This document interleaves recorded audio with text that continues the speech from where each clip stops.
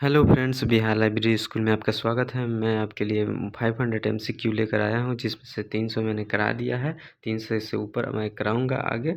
आप लोग चैनल पर नए हैं तो चैनल को सब्सक्राइब कीजिए, लाइक कीजिए और बेल आइकन दबाना ना भूलें, ताकि आपको जो भी वीडियो मैं अपलोड करूँ तो आपके पास सबसे पहले पहुँचे और उसका लाभ उठा सकें।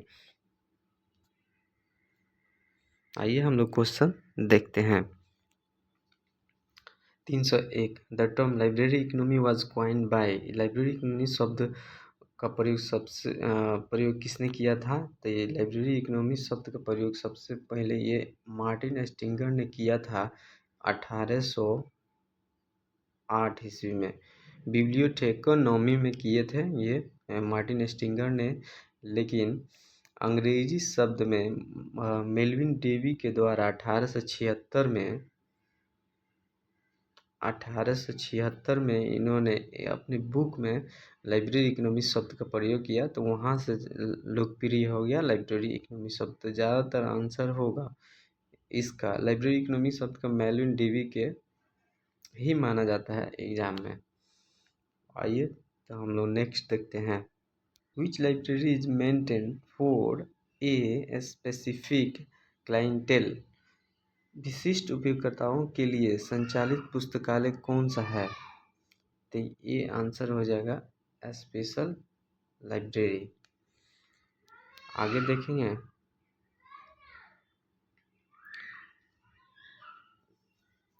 The main objective of information service is. सूचना सेवा का मुख्य उद्देश्य क्या है? तो इसका आंसर हो जाएगा right information to right user. सही पाठक को सही सूचना देना, यही मेन उद्देश्य होता है। तो नेक्स्ट देखेंगे the first law of library science is related to. पुस्तकालय विज्ञान का प्रथम नियम किससे संबंधित है? तो ये यूज ऑफ बुक से है। आगे देखेंगे 305 नॉलेज इज जनरेटेड फ्रॉम। ज्ञान किससे उत्पन्न होता है? तो ये इंफॉर्मेशन से होता है। नेक्स्ट देखेंगे public library are generally founded through. सार्वजनिक पुस्तकालय को सामान्यतः कहाँ से वित्त प्राप्त होता है? तो ये पब्लिक फंड से होता है। नेक्स्ट देखेंगे 207 which organization is now as the global voice of library. पुस्तकालय की वैश्विक आवाज़ किस संगठन को कहा जाता है? तो ये हो जाएगा ए आंसर इफ्ला को कहा जाता है। इफ्ला की स्थापना 1927 ईस्वी में हुआ था। इसका हेडक्वार्टर कहाँ है? द हेग है। 30 सितंबर 1927 को हुआ था। इसका फुल फॉर्म क्या होगा? तो international federation of library of association and institution होगा। आगे देखेंगे university library is an example of. विश्वविद्यालय पुस्तक किसका उदाहरण है? तो ये एकेडमिक लाइब्रेरी का है। एकेडमिक लाइब्रेरी में आता है school library, college library, university library. आगे देखेंगे which law stresses connecting book and readers. पुस्तकें और पाठकों को जोड़ने पर कौन सा नियम बल देता है? तो ये हो जाएगा फर्स्ट लॉ। फर्स्ट लॉ कौन सा है? तो एवरी बुक इट्स रीडर। प्रत्येक बुक का उसका पाठक मिले। नेक्स्ट देखेंगे information retrieval mainly deal with. सूचना पुनः प्राप्ति मुख्यतः किससे संबंधित है? तो ये सर्चिंग इंफॉर्मेशन से संबंधित है। सूचना को खोजना, इससे रिलेटेड इंफॉर्मेशन रिट्रीवल का यही अर्थ होता है, सूचना से रिलेटेड खोजना जो नीड है। नेक्स्ट देखेंगे fifth law indicates that library should. पांचवा नियम बताता है कि पुस्तकालय को क्या करना चाहिए? तो ये पांचवा नियम बताता है ग्रो कंटिन्यूसली होना चाहिए।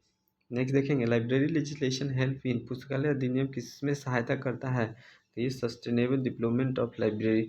लाइब्रेरी के विकास को बनाए रखने में सहायता करता है। आगे देखेंगे 313 which library mainly supports research activity. शोध गतिविधियों को मुख्य रूप से कौन सा लाइब्रेरी समर्थन देता है? तो ये रिसर्च लाइब्रेरी हो जाएगा आंसर। नेक्स्ट देखेंगे the head quarter of UNESCO is located. In UNESCO का मुख्यालय कहाँ है? तो पेरिस फ्रांस में है। यूनेस्को की स्थापना कब हुआ था? 1945 ईस्वी में हुआ था। नेक्स्ट देखेंगे, information literacy enable users to, सूचना साक्षरता उपयोगकर्ताओं को क्या सक्षम बनाती है? तो इवेल्युएट इंफॉर्मेशन क्रिटिकली, इसका आंसर हो जाएगा। एक और शब्द इससे मैंने पिछला वीडियो में कराया था, इंफॉर्मेशन लिटरेसी शब्द सबसे पहले किसने दिया है? तो इंफॉर्मेशन लिटरेसी शब्द 1974 में पॉल जे जकोवर्सी के द्वारा दिया गया है, और इंफॉर्मेशन ट्रांसफर शब्द बीसमैन के द्वारा दिया गया है। ये भी आप लोग ध्यान रखेंगे। नेक्स्ट देखेंगे, the concept of life long learning is promoted by, आजीवन शिक्षा की अवधारणा को कौन बढ़ावा देता है? तो ये पब्लिक लाइब्रेरी देता है। आगे देखेंगे, which classification scheme was developed by Melvil Dewey? Melvil Dewey द्वारा विकसित वर्गीकरण पद्धति कौन सी है? तो ये डीडीसी है। डीडीसी के पब्लिश कब हुआ था? तो 1876 इसमें हुआ था।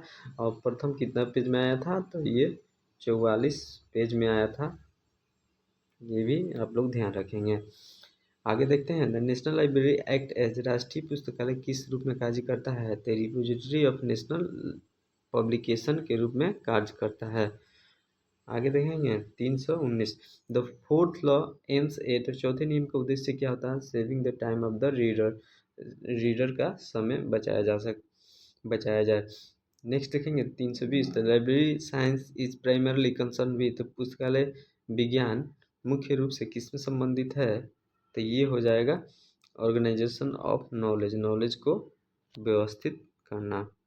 नेक्स्ट देखेंगे 321, which type of library serve doctor and medical researchers, doctor और चिकित्सा सेवाओं की सेवा कौन सा डॉक्टर और चिकित्सा शोधकर्ताओं की सेवा कौन सा पुस्तकालय करता है? तो ये मेडिकल लाइब्रेरी हो जाएगा आंसर। 320 देखेंगे, द सेकेंड लॉ एम्फेसिस, दूसरा नियम किस पर जोर देता है? तो ये every reader his her book, प्रत्येक पाठक का उसका पुस्तक मिले।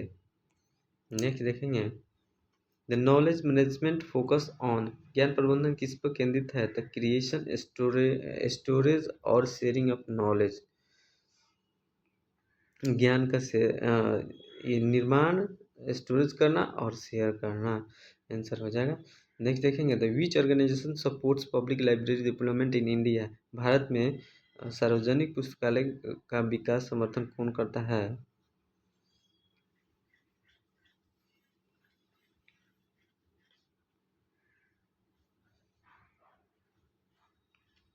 भारत में सार्वजनिक पुस्तकालय विकास का समर्थन कौन करता है? तो ये हो जाएगा आंसर राजा राम मोहन राय लाइब्रेरी फाउंडेशन। इसकी स्थापना कब हुआ था? तो 1972 में हुआ था। हेडक्वार्टर कहाँ है? तो कोलकाता है। आगे देखेंगे, the ultimate goal of library service is, पुस्तकालय सेवा का अंतिम लक्ष्य क्या होता है? तो user satisfaction through information access, के जरिए सेटिस्फेक्शन इसका मेन लक्ष्य होता है लाइब्रेरी सर्विस का। अगला देखेंगे,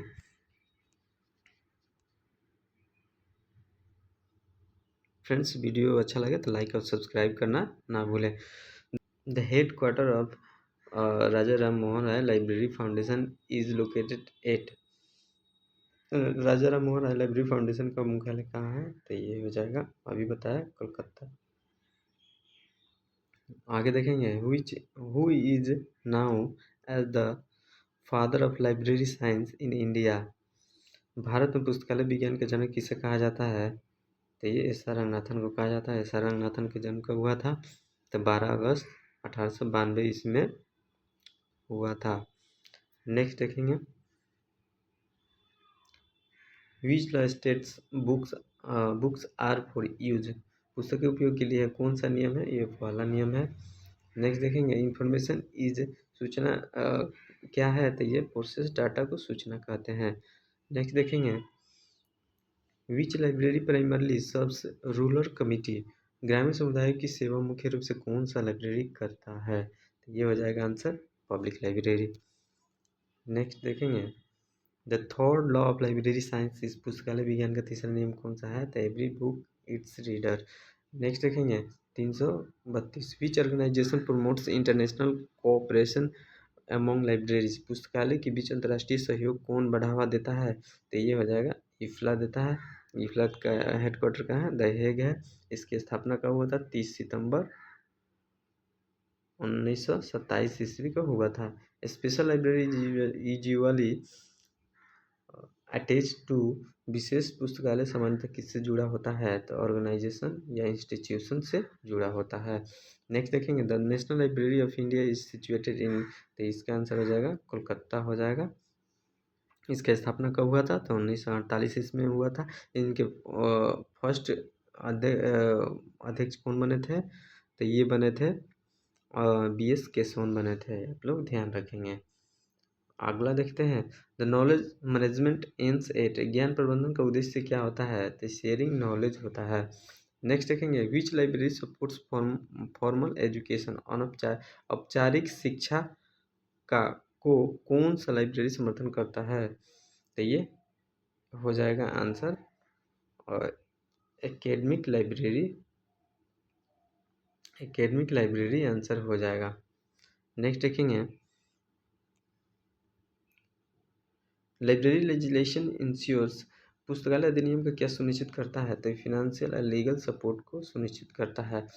338 देखेंगे, इंफॉर्मेशन रिट्रीवल मीन्स, सूचना पुनः प्राप्ति का अर्थ क्या होता है? फाइंडिंग रिलीवेंट इंफॉर्मेशन, सूचना से संबंधित को प्राप्त करना।